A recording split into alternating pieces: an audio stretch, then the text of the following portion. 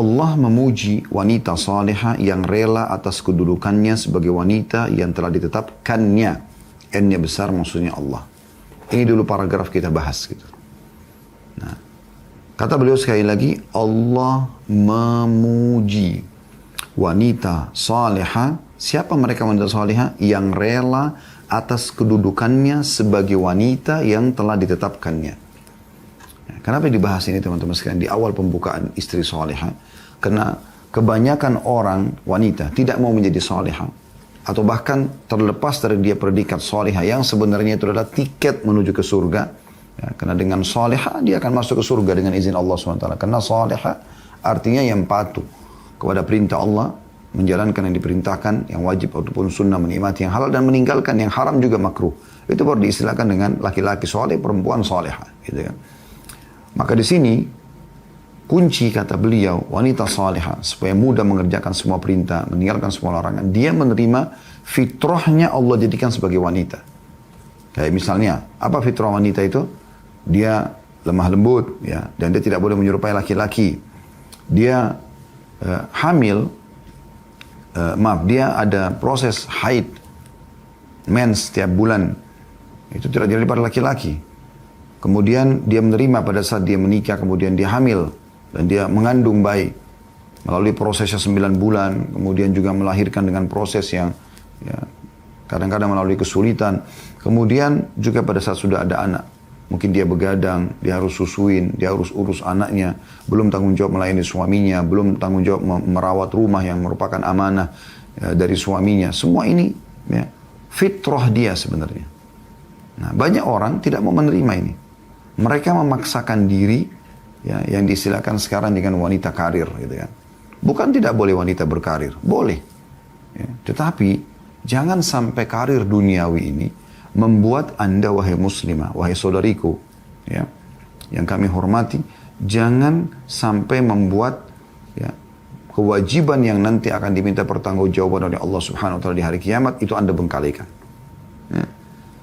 Berapa banyak muslimah sibuk mengejar prestasinya, bangga dengan baju dinas kantornya, bangga dengan mobil dinasnya, bangga dengan bertumpuk atau setumpuk pekerjaan kantor yang dia harus kerjakan.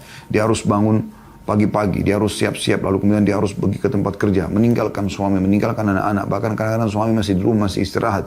Kemudian dia menganggap lebih penting bekerja ini daripada mengurus hal yang telah Allah wajibkan. Apa itu? Mengurus suami dan mengurus anak. Itu fitrah.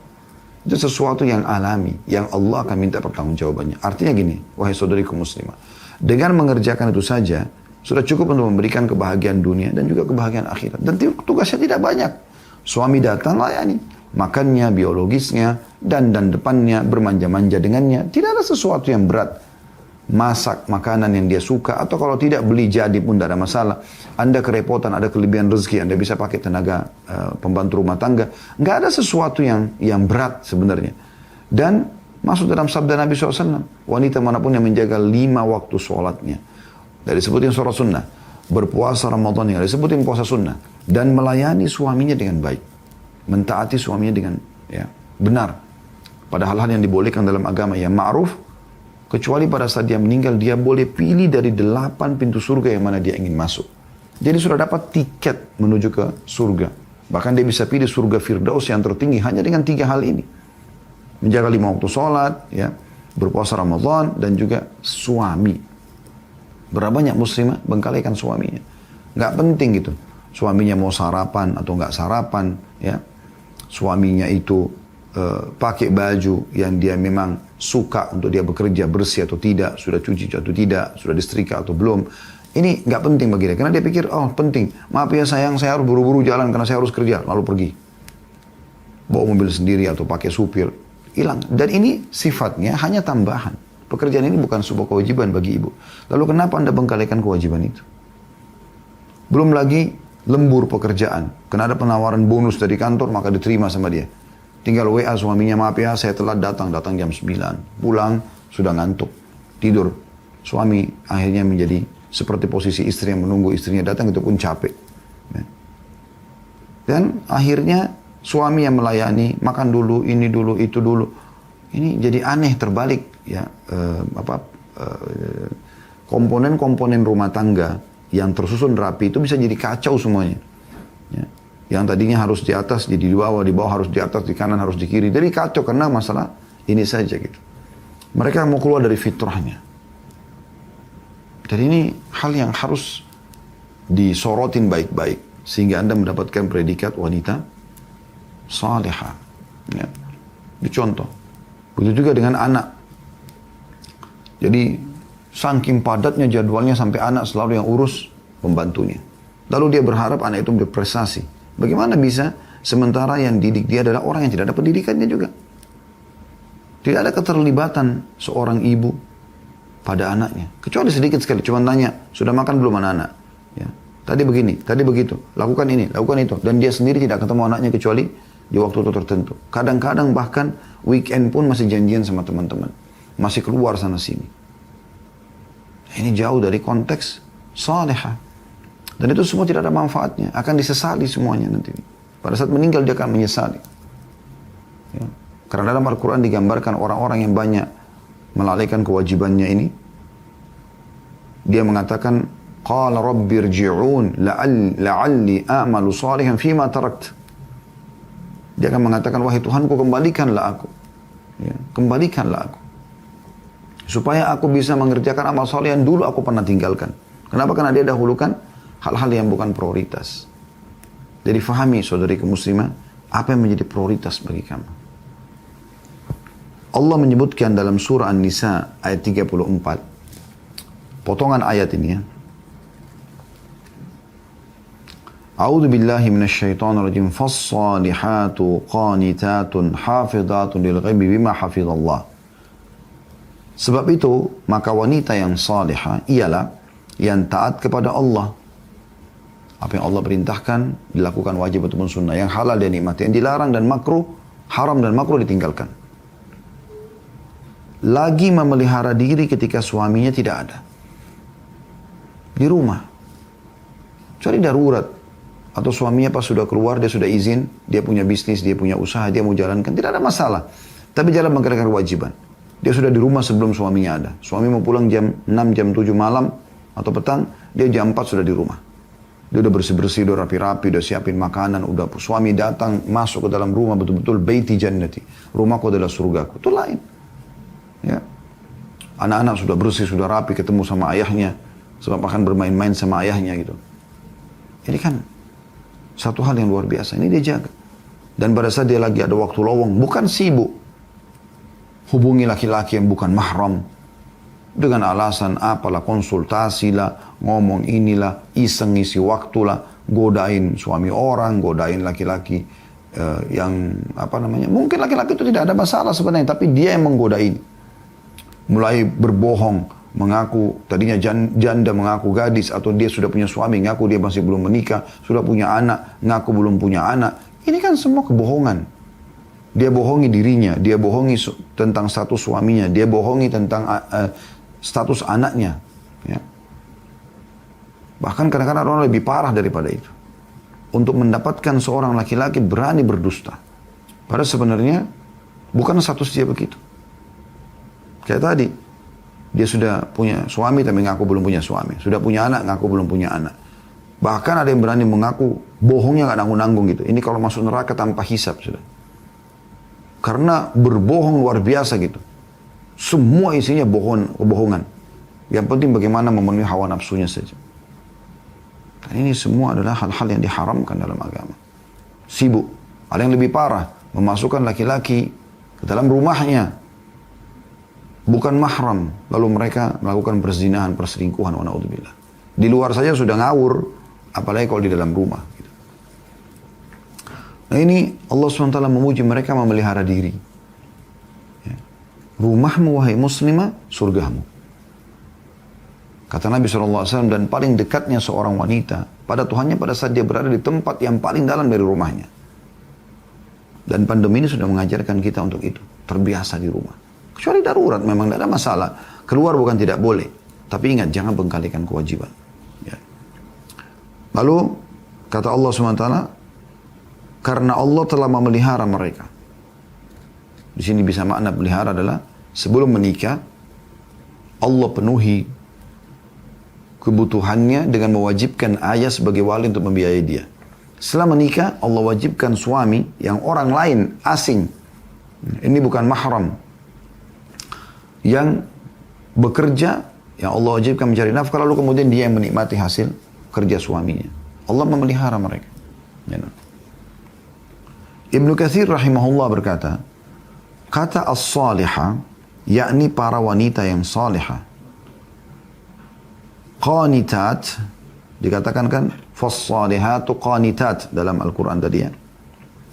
Menurut Ibnu Abbas radhiyallahu anhu dan banyak ahli tafsir lainnya adalah wanita-wanita yang taat kepada suaminya. Qanit artinya yang taat kepada suaminya. Sementara hafizatun lil ghaib, menjaga hal yang ya, ketika suaminya lagi tidak ada, oleh As-Su'di, Su'di salah satu ulama ya, dan ulama lainnya berkata, yakni yang selalu menjaga kehormatan suami dan menjaga hartanya serta dirinya saat suaminya bepergian. Nah, kalau suami lagi ada, umumnya wanita menjaga. Tapi banyak orang begitu, suaminya datang, dia seperti wanita yang luar biasa untuk suaminya. Tapi begitu suaminya keluar, na'udzubillah, nakalnya luar biasa gitu. Ya, rusak pergaulannya, rusak lisannya, rusak tangannya mengetik sembarangan WA kepada laki-laki yang bukan mahramnya. Ini Allah subhanahu wa ta'ala mengawasinya. Jangan lupa, Allah mengawasimu wahai muslim. Dan tahu semua gerak-gerikmu. Dan semua akan ada pertanggungjawabannya walaupun suami tidak tahu. Ingat, hubungan kita sama Allah subhanahu wa ta'ala. Kita bisa menipu manusia, kita bisa berbohong pada dia. Kita bisa merekayasa segala macam data. Tapi Allah, sifat Allah maha melihat, basir, maha mendengar, sami', maha mengetahui, alim. Allah tahu semua. Dan Allah punya cara menghukum dan membongkar. Maka hati-hati. Jangan pernah anggap remeh poin-poin seperti ini. Atha dan Qatadah menyatakan rahimahumullah, artinya mereka selalu menjaga harta suami ketika suami sedang pergi dan menjaga apa yang menjadi kewajiban mereka, yakni menjaga kesucian diri mereka. Nah, kesucian ini kesucian mata, nggak lihat yang haram, kesucian lisan tidak mencium, tidak mengucapkan yang haram, menjaga kesucian tangan tidak menjamah yang haram, menjaga kesucian kaki tidak melangkah pada tempat yang haram, menjaga kemaluan tidak tersentuh dengan yang haram. Kata penulis, kami tegaskan, ayat tersebut akan semakin diperjelas oleh sabda Nabi SAW. Idza sallatil mar'atu khamsaha wa shamat syahraha wa ata'at ba'laha wa hafizat farjaha faltadkhul min ayyi abwabil jannati sya'at. Bila seorang wanita menjalankan sholat 5 waktu, tidak ada sholat sunnah. Apalagi kalau sholat sunnah dia, itu udah tambahan. Duha, qobliyah, ba'diyah, sholat malam. Itu udah ekstra luar biasa. Sholat 5 waktu saja. Dan hadis seperti ini tidak ada pada laki-laki. Ya. Berpuasa di bulan Ramadan, tidak disebutin puasa sunnahnya. Kalau dia puasa Senin Kamis, Ayyamul Bid, segala macam, ini sudah tambahan ekstra luar biasa gitu. Mentaati suaminya dan menjaga kemaluannya, hanya suaminya yang boleh nikmatin saja. Maka silahkan, kata Nabi SAW, ia masuk surga dari pintu manapun yang ia kehendaki. Hadis ini riwayat oleh Ahmad, nomor 1661, Al-Bazzar nomor 7480 dan At-Tabarani dalam Mu'jamul Awsat nomor 8805 dan redaksi ini adalah miliknya At-Tabarani. Rasulullah SAW juga pernah ditanya tentang wanita manakah ya, yang terbaik. Anda mau dapat gelar ini wanita yang terbaik dalam pandangan Nabi SAW. Perhatikan ya, apa kata Nabi SAW? Allati tasurruhu idha nadhara wa tuti'uhu idha amara wa la tukhalifuhu fima yakrahu fi nafsiha wa malihi. Yang selalu menggembirakan bila dilihat oleh suaminya. Coba perhatikan, bukan menggembirakan atau cantik atau seksi dilihat orang, bukan, suami saja. Satu orang ini aja. Itu aja yang Anda kejar untuk mengejar kebahagiaan dunia akhirat Anda.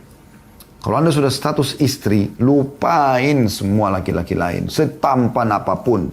Casing. Cuman casing saja. Oh ini putih, ini tinggi, ini Arab, ini bule, ini Melayu. Ini. Casing. Ujung-ujungnya statusnya sama. Laki-laki. Sama. Bedanya cuma di casingnya ya. Dan sebentar kita di dunia, kita akan laluin semuanya dengan kita meninggal. Udah tutup mata dari semua itu. Tak perlu lagi pedulikan. Ya. Tugas dia hanya apa di sini? Yang pertama, wanita terbaik. Yang selalu menggembirakan bila dilihat oleh suaminya. Setiap suaminya lihat, selalu cantik, bersih, wangi, bajunya seksi. Apalah hibur dengan apa suaminya, selama itu halal. Semua penataan rumahnya, ranjangnya, lemari baju, semua rapi.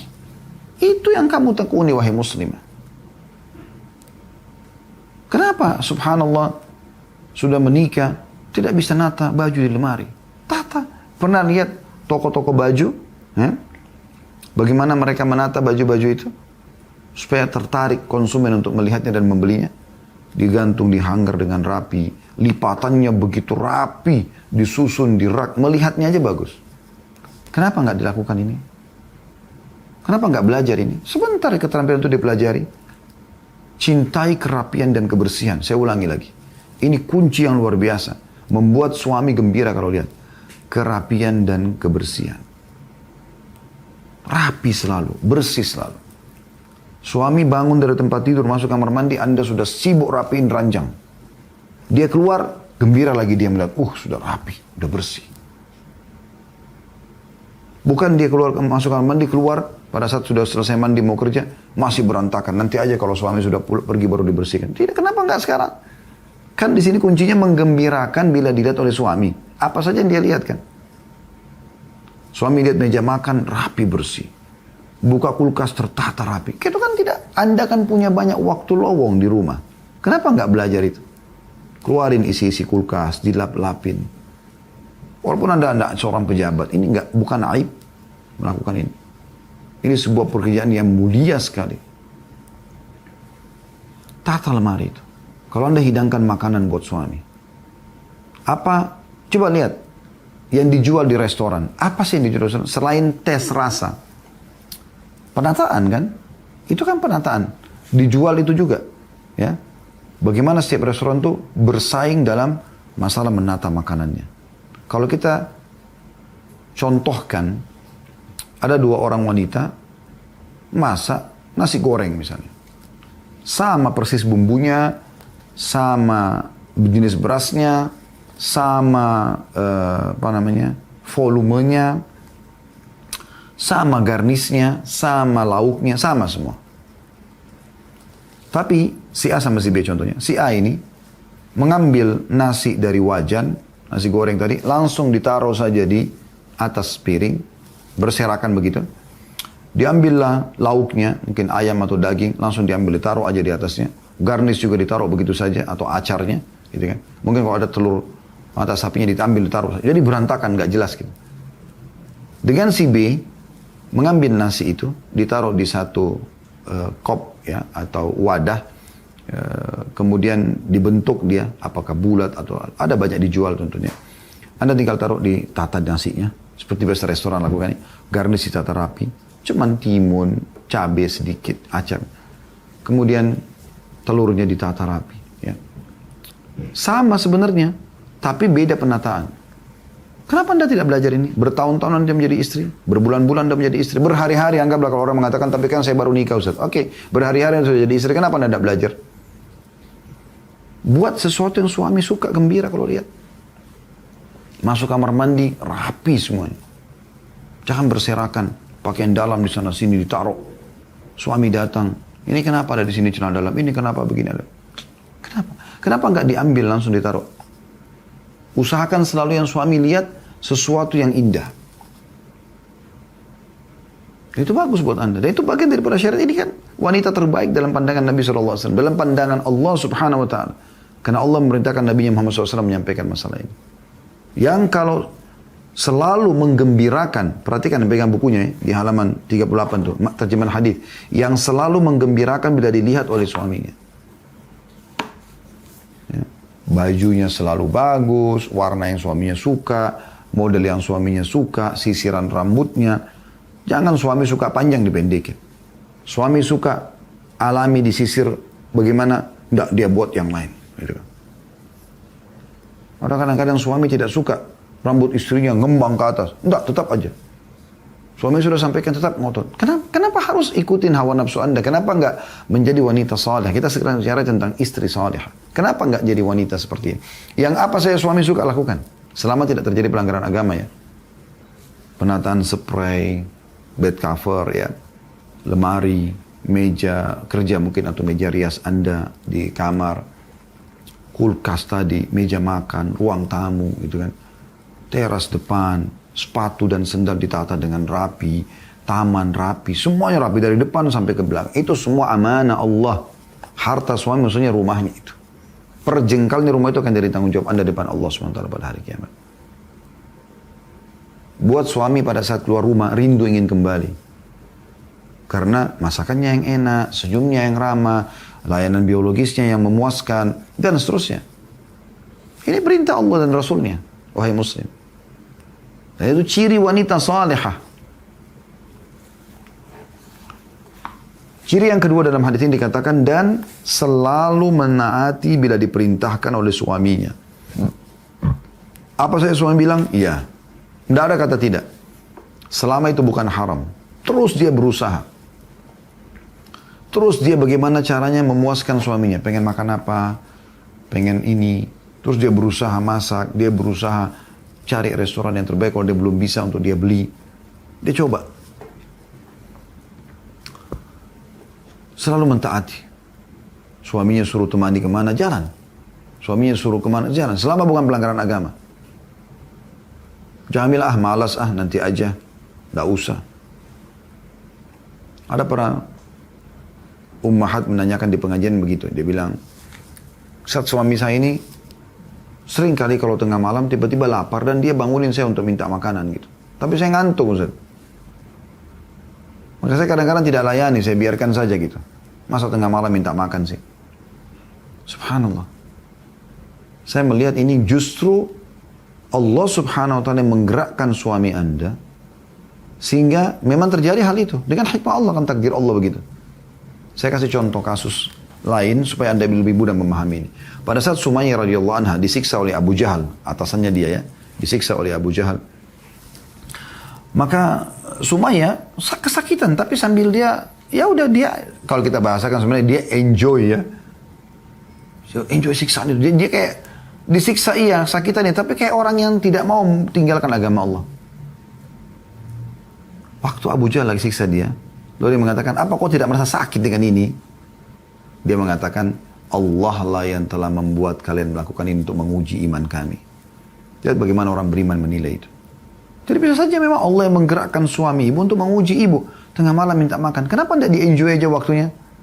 Kenapa nggak oke baiklah, langsung cuci muka. Merasa ini peluang pahala yang besar. Nah gitu. Tunjukkan loyalitas gitu. Ke dapur, pengen makan apa sayang? Nasi goreng, mie goreng, apa ini? Oh. Irisin buah, buat tata rapi. Walaupun malam seperti orang yang mau makan siang. Bahkan mengalahkan restoran bintang 5. Nah, itu kan luar biasa. Saya yakin suaminya akan betah di rumahnya itu. Saya sebagai laki-laki berbicara begitu. Selalu tidak jadi beban buat suami. Selalu baik buat suami. Suami merasa betah bersama dia. Itu juga pada saat suami menyampaikan tentang keluhan sesuatu. Jangan pernah menggurui, karena dia tidak suka digurui kalau suami itu.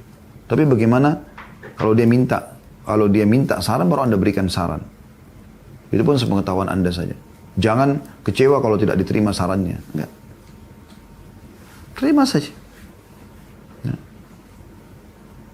Tidak pernah melakukan hal yang tidak disukai suami pada dirinya.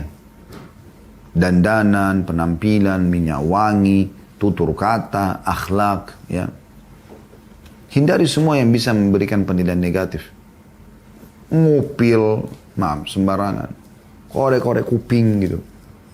Meludah sembarangan. Batuk-batuk depan suami. Kalau Anda batuk pun ambil tisu, ukhti. Menyendiri, samping sebentar, maaf ya, batuk. Lagi ngomong sama suami, batuk-batuk depan suami. Kan ini jadi, orang jadi, kecuali memang suami Anda memang juga jorok, bobrok mungkin lain. Tapi kalau suami Anda orang pembersih, nggak bisa ini. Saya termasuk orang yang tidak bisa kalau seperti itu. Merasa kaget, kenapa kok harus ada seperti ini? Kenapa nggak jaga kebersihan? Kenapa nggak jaga kerapian? Jangan ada celah di mana suami akan nilai Anda negatif. Jangan. Sini kan dikatakan begitu. Dan tidak pernah melakukan hal yang tidak disukai oleh suami. Pada dirinya dan harta suami. Jangan ubah-ubah apapun. Jangan jual apa-apa dari rumah tanpa izin suami. Ada istri begitu kadang-kadang. Tiba-tiba langsung sudah jual barang. Kasih orang tanpa izin suaminya. Kenapa? Kenapa semua dilakukan ini? Ya. Dan hadis ini hadis hasan diriwayatkan oleh Ibn Hibban nomor 315. Ya. Dan juga Al-Bazzar menyebutkan di jilid 11 halaman 177.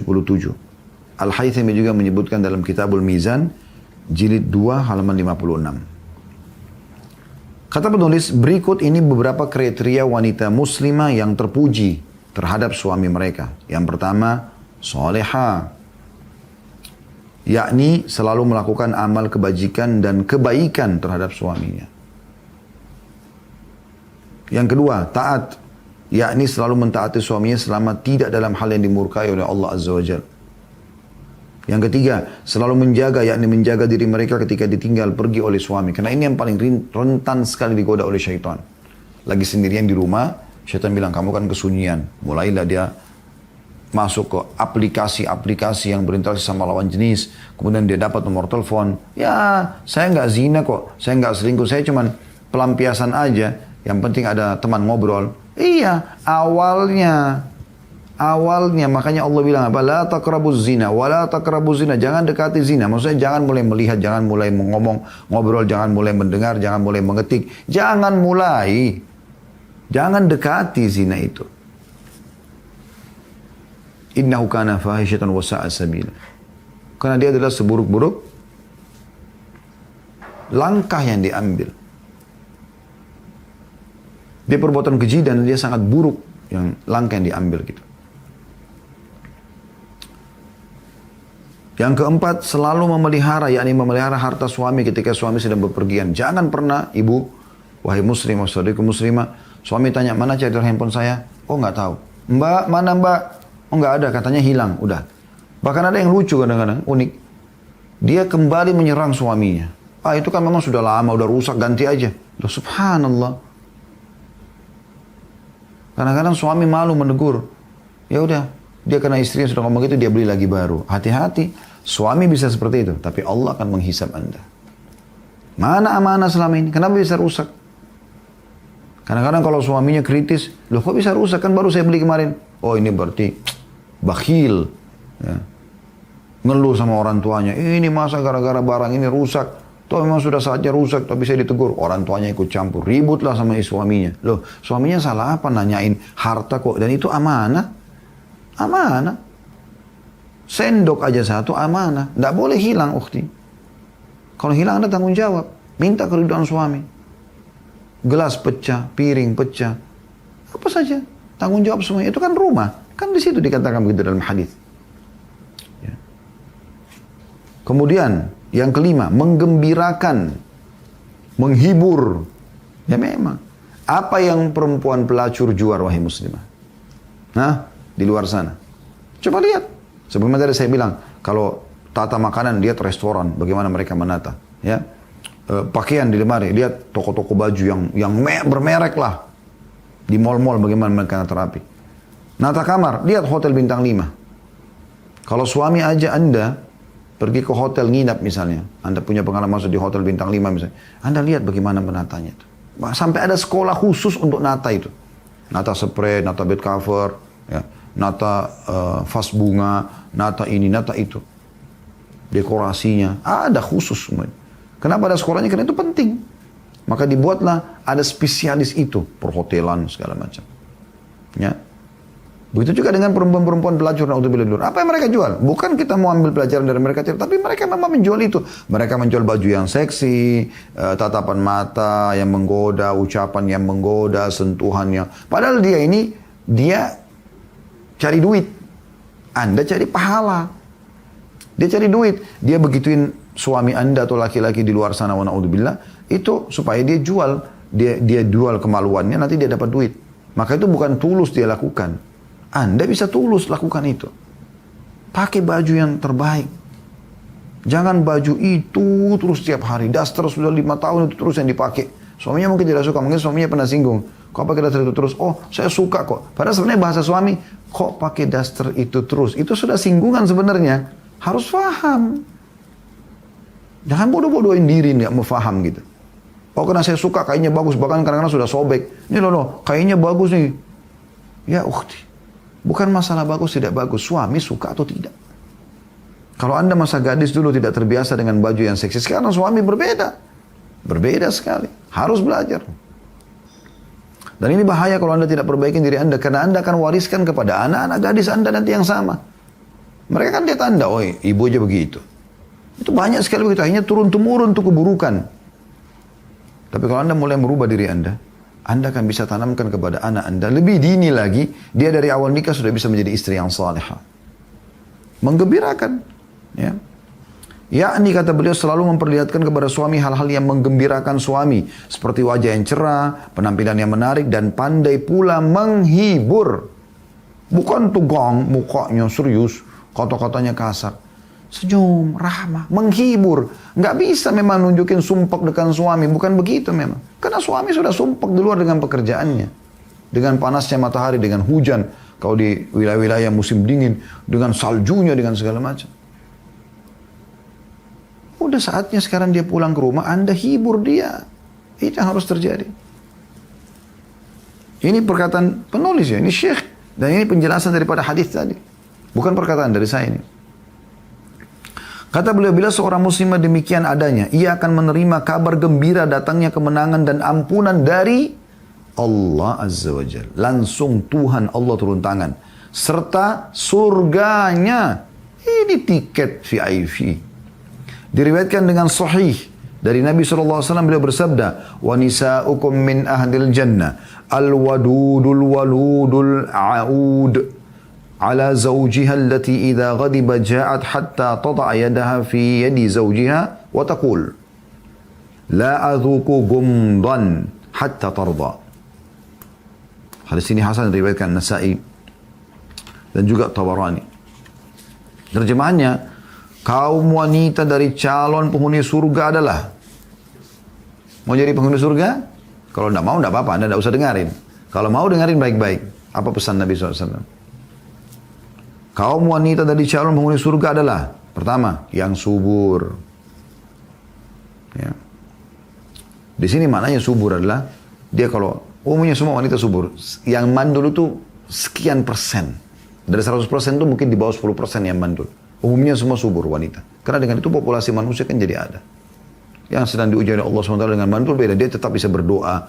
Istri Nabi Ibrahim AS mandul, Sarah, tapi bisa hamil. Ya. Istri Nabi Zakaria, ya. Ibunya Nabi Yahya alaihissalam mandul. Tapi hamil, melahirkan bahkan di umur 90 tahun. Allah jadikan itu sebagai pelajaran bagi orang-orang beriman. Karena Nabi Zakaria tidak pernah berhenti berdoa. Nabi Ibrahim tidak pernah berhenti berdoa alaihissalam. Sehingga Allah jadikan istrinya bisa hamil. Tapi umumnya orang subur. Artinya di sini makna daripada potongan kalimat ini adalah dia mau melahirkan, dia mau hamil, mau melahirkan. Jangan batasi anak. Anak itu aset wahai muslimah. Kata Nabi SAW, semua yang kalian kerjakan akan dicatat sebagai pahala. Dan anak kalian adalah hasil kerja kalian. Aset itu, apapun yang dikerjakan saya sekarang isi pengajian seperti ini, Anda dapatkan manfaatnya insya Allah. Orang tua saya panen di kuburan mereka pahalanya. Walaupun ibu saya meninggal, saya masih umur 4 tahun. Saya lahir tahun 1975, ibu saya meninggal 1979. Saya masih 4 tahun, tidak terlalu mengingat. Saya ingat wajah beliau, tapi saya tidak tahu. Karena masih 4 tahun, masih kecil sekali. Tapi saya hanya sekolah di pesantren, hanya sekolah. Sampai jadi alhamdulillah mengajar sekarang. Tentu sesuai dengan kemampuan ilmu saja. Saya bukan juga seorang alim. Tapi seorang da'i kecil yang coba menyampaikan agama Allah. Tapi ibu saya ikut panen. Ayah saya ikut panen pahala. Karena saya juga dari sperma ayah saya. Saya juga dari ya, dilahirkan oleh ibu saya gitu. Artinya kaum wanita ahli surga ini yang pertama subur, artinya dia mau hamil, mau punya anak, bukan jadi beban. Kan gitu. Yang kedua, penuh kasih. Ini sifat-sifatnya, bukan yang kasar, yang melotot, yang jagoan. Ini semua jauh sekali dari wanita salihah. Penuh kasih apa? Lembut sekali. tutur katanya baik, selalu minta maaf, selalu mengalah. Itu penuh kasih namanya. Suaminya duluan. Yang ketiga, taat kepada suaminya. Apa saja yang suaminya suruh selama bukan haram, dipatuhi. Terutama kalau suaminya minta silaturahim keluarga, bertemu dengan orang tuanya, itu bakti pada orang tua. Anda panen juga pahalanya. Bahkan kalau Anda ingatkan, udah lama ini kita nggak ke rumahnya ibu, ke rumahnya ayah, yuk kita silaturahim yuk. Yang keempat, jika suaminya marah, ia akan datang dengan memegang tangan sang suami. Bukan tambam, bukan buang muka, ngambek, pindah kamar sebelah, minta cerai, bungkus barang di koper. Ya apa semua ini? Akhlak dari mana ini? Kebanyakan sinetron, kebanyakan film-film yang merusak ya, tatanan syariat Islam. Ini yang ajaran Nabi SAW ini. Kalau suami marah, justru datang. Kamu yang datang, wahai muslimah. Pegang tangan suamimu. Lalu katakan pada dia, aku tidak akan memejamkan mata malam ini sebelum redah kemarahanmu. Atau sebelum kamu ridho kepadaku. Itu wanita ahli surga. Ya. Kata Nabi SAW, saya ulangi wahai muslimah, renungi baik-baik. Anda yang meluangkan waktu untuk nonton acara ini, Anda bukan hanya sekedar testimoni, saya harap itu. Bukan hanya sekedar mengetes, bagus gak sih ceramah Ustadz ini, atau sekedar seremoni, meramaikan majelis saja, ya, atau mengisi waktu, bukan. Anda sedang mendengarkan, qala Allah, qala Rasul. Allah berfirman, Rasulullah SAW bersabda, ini bagian daripada keselamatan wahai muslimah. Maslahat utamanya kembali kepada dirimu. Perhatikan baik-baik. Kata Nabi SAW, wa nisa'ukum min ahlil jannah. Dan wanita kalian yang termasuk penghuni surga. Al-wadud, yang subur. Al-walud, maaf, al-wadud yang penuh kasih sayang sebenarnya. Al-walud yang subur. Al-a'ud, al-a'ud, ya, ala zawjiha. Dan taat pada suaminya. Allati idha ghadiba ja'at hatta tada' yadaha fi yadi zawjiha. Yang kalau suaminya marah, maka dia akan datang meletakkan tangannya di tangan suaminya dengan lembut sambil mengatakan, la adzuku gumdhan hatta tarda. Aku tidak akan pejamkan mata sampai kau memaafkan, sampai kau ridho, sampai reda kemarahanmu. Perhatikan kata penulis di sini. Penuh kasih sayang. Ini paragraf terakhir di halaman 40 ya. Penuh kasih sayang artinya selalu mengasihi sang suami. Mengalah, selalu elus-elus suaminya, manjain suaminya. Betul-betul suami itu seperti di alam yang berbeda dari luar rumah. Di luar rumah kan ini suara yang keras, bising, tagihan utang, apalah pekerjaan luar biasa, rumit.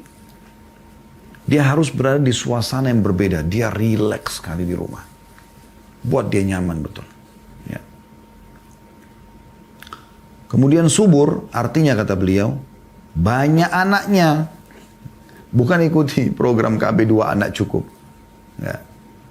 Mengatur jarak anak boleh.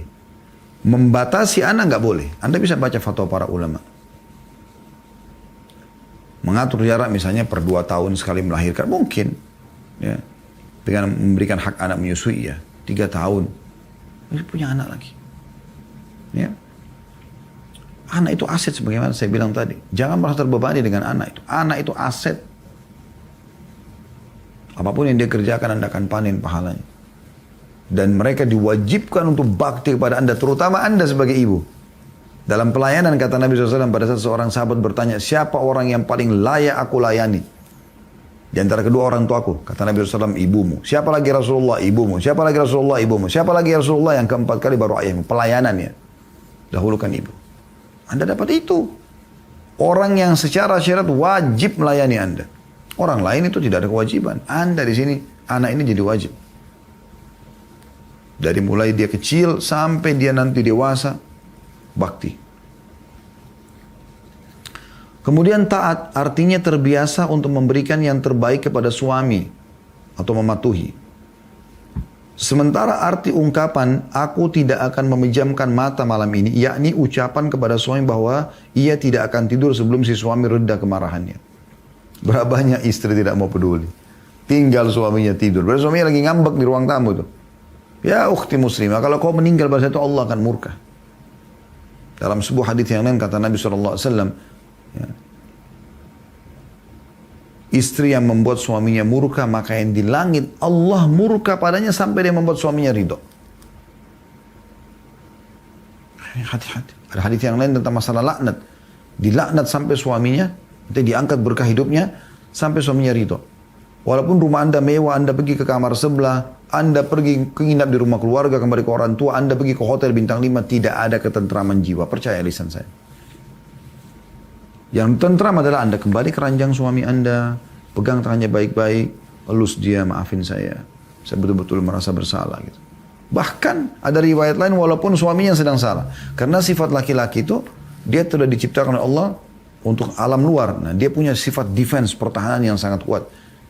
Jadi kalau Anda serang dia, maka dia keluar adalah pertahanannya. Walaupun dia salah, dia mengatakan tidak. Bahkan kadang-kadang sering terjadi kebohongan, wa na'udzubillah. Gitu kan. Kalau gunakan ini teori wahyu ini lemah lembut, maka suami akan merasa, oh istri saya ini malah mengaku salah padahal dia tidak salah. Enggak, saya yang salah. Dia akan gentle seperti itu. Coba praktekin. Al-Manawi rahimahullah menandaskan, kata beliau, wanita manapun yang memiliki semua karakter tersebut, maka ia pun memenuhi kriteria sebagai penghuni surga. Dan surga target utama orang-orang beriman. Ya. Namun amatlah sedikit wanita yang memenuhi semua karakter tersebut. Maka wanita yang taat beragama hendaknya bertekad untuk memiliki semua sifat tersebut hingga ia bisa masuk ke dalam surga. Mudah tiket VIP-nya, asal mau saja. Dan keputusan ada di tangan Anda.